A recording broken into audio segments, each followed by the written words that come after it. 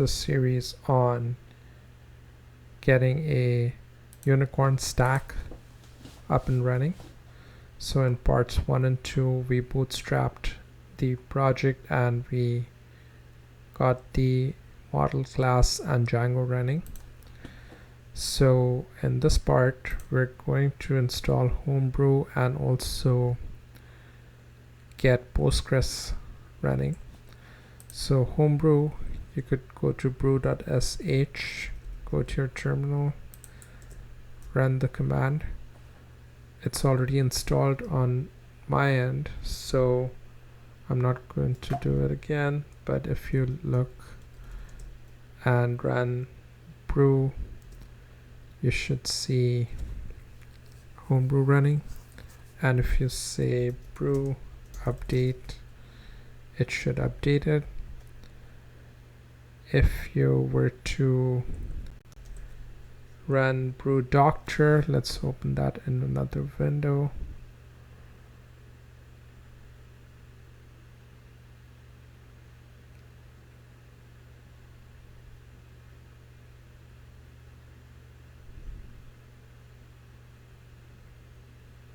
Yeah, the brew command was slowing things down, so if we run brew doctor here,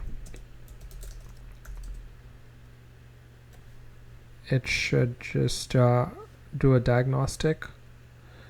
Now in our case we're going to use brew to start up Postgres SQL. So we say Postgres QL, and that starts it up. Now if we say psql Postgres, that gives us the shell or the terminal prompt for Postgres. Now we can look at the databases using list. In this case we're going to create a new database and we're going to call it Unicorn Magic Development. So let's do that. We can say create database Unicorn Magic Development, and needs a semicolon, and it created that database. Now we can create a role called Unicorn Magic User, and we can give it a login password. In this case we're going to give it this password here,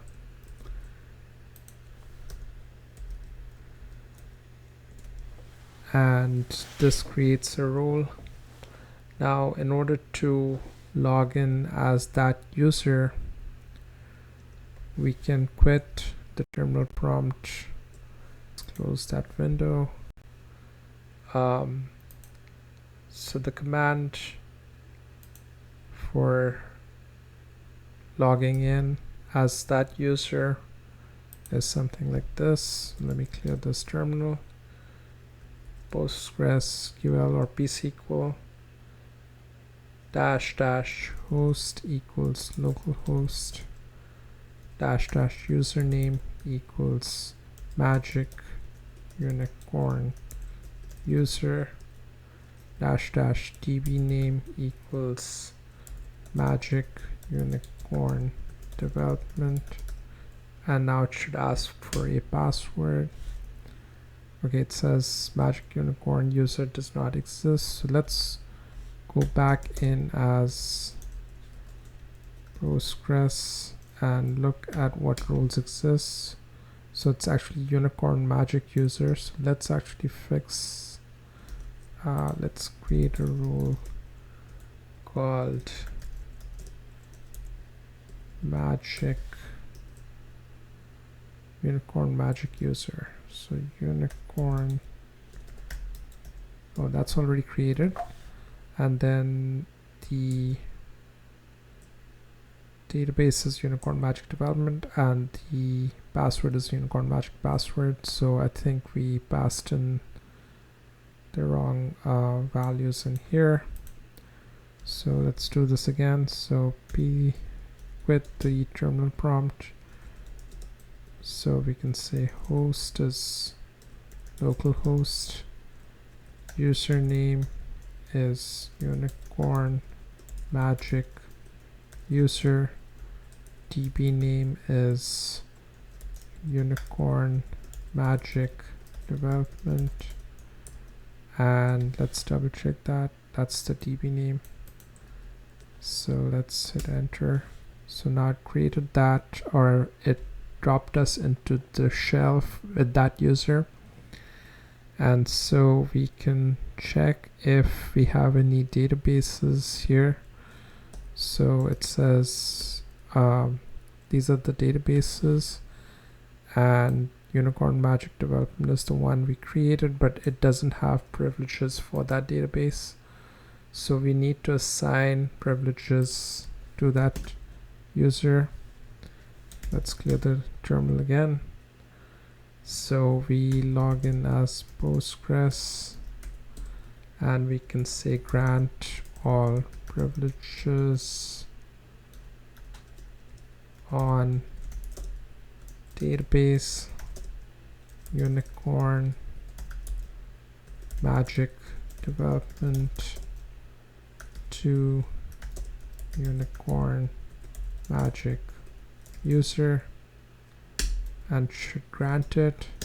Now if we go back and log in as that user and say list, it should have the access permissions or the privileges for that user, which is Unicorn Magic user. And the next step is to, let's clear the terminal, and we can look at doing some inserts into the database. So let's go ahead and log in as this user into that database, and we can see if there are any tables in that database. There are no relations, which means there are no tables. So we can create a table, and let's create a table called countries, and we'll pass in a field text of type text, and we can say select star from countries, and if it returns 0 rows, it means we don't have any entries. So we can go ahead and insert into that DB, and now if we do a select using select star from countries, we can see that we have 1 row. We can enter another row and select star from countries, and now we have 2 rows. So that's the select and insert queries. Now if we go ahead and check our connection string, so in settings.py we have SQLite as our database currently, and what we want to do is have a way to connect to this database that we have. So let's first connect to it using a GUI, which is the IntelliJ IDE GUI. And the way we can do that is we can say data source PostgreSQL and just say Unicorn Magic Development Unicorn. Let's check the name, Unicorn Magic Development. So we can enter the host as localhost port 5432. The username is Unicorn Magic user. Password is Unicorn Magic password, and we can test the connection.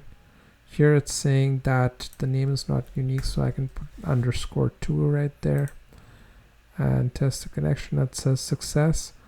So we can save that, and we can even look at the tables in here. So under Postgres, public schema, database objects, we have the so that's database objects. Public should have the tables. Let's create a new table.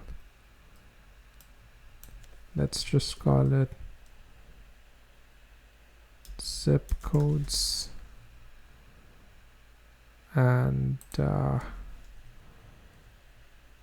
zip text. So this can be one line.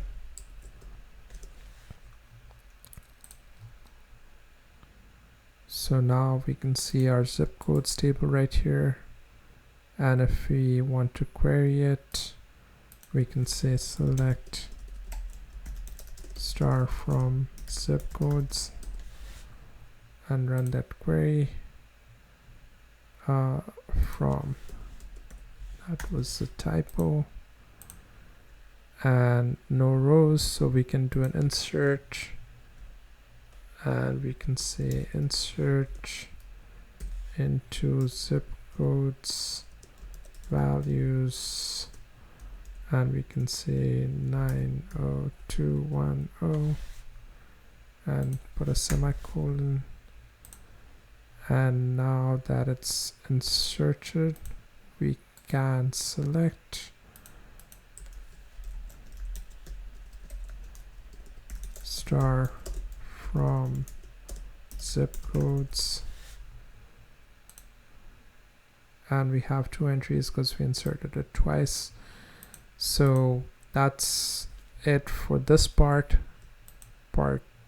In part 4, we're going to continue with our backend for the Unicorn stack.